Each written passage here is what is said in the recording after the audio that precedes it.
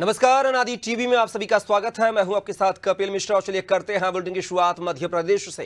मध्य प्रदेश के मुख्यमंत्री डॉक्टर मोहन यादव सागर जिले के दौरे पर रहे, जहां सीएम डॉक्टर यादव ने गढ़ाकोटा में आयोजित किसान महासम्मेलन में रहस मेला और पशु मेला का शुभारंभ किया है।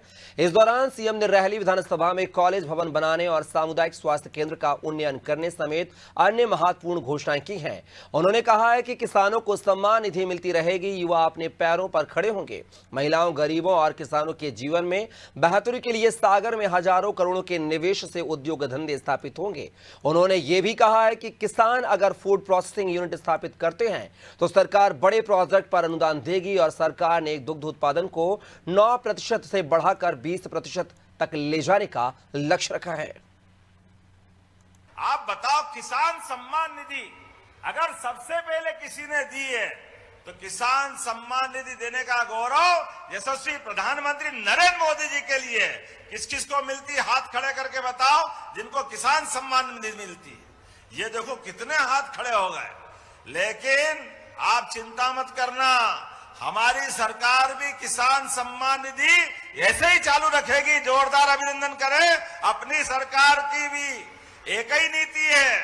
हमारे यशस्वी प्रधानमंत्री के नेतृत्व में सबके जीवन की बेहतरी के लिए लगातार सरकार के द्वारा काम कर रहे हैं और जो प्रेम के बलबूते पर सारे कठिन समय में भी साथ देती है, ऐसी जनता को तो दोनों हाथ जोड़ के प्रणाम करता हूं, आपका आशीर्वाद चाहता हूं। ये प्रेम परमात्मा बरकरार रखे। और आपने मांगा भी क्या है, क्या गलत मांगा है?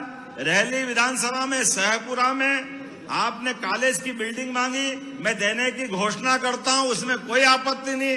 क्यों नहीं बनना चाहिए महाविद्यालय का भवन? आपने कहा रहली विधानसभा में सामुदायिक स्वास्थ्य केंद्र सीएचसी का सीएच के रूप में उन्नयन करना चाहिए। निश्चित रूप से इसका उन्नयन करवाया जाएगा। अपने बीच में आपने कहा शासकीय महाविद्यालय रहली, शासकीय महाविद्यालय गढ़ाकोटा में जो सेल्फ फाइनेंस के कोर्स चल रहे हैं उनको परमानेंट किया जाए, निश्चित रूप से किया जाएगा। तो हमने निर्णय किया है कि अपने यहाँ 5 साल के अंदर 9% से बढ़ाकर 20% तक दूध उत्पादन को बढ़ावा देने का काम सरकार के द्वारा किया जाएगा। और ऐसे में जैसे अभी आपको बोनस दे रहे हैं, अभी आपके यहाँ गेहूं पिछले साल 2400 रुपए क्विंटल खरीदा था, खरीदा के नहीं खरीदा था? 125 रुपया बोनस हमने दिया था। हमारी सरकार बनी तो हमने अपने घोषणा पत्र में कहा था कि 2700 रुपए तक गेहूं खरीदेंगे। तो कांग्रेस के लोग रोज सुबह उठ करके हमारे को कोसते थे, अरे अब तो सरकार बन गई, 2700 दो, 2700 दो। हमने कहा 5 साल की सरकार की बात कही थी, 5 साल में देंगे।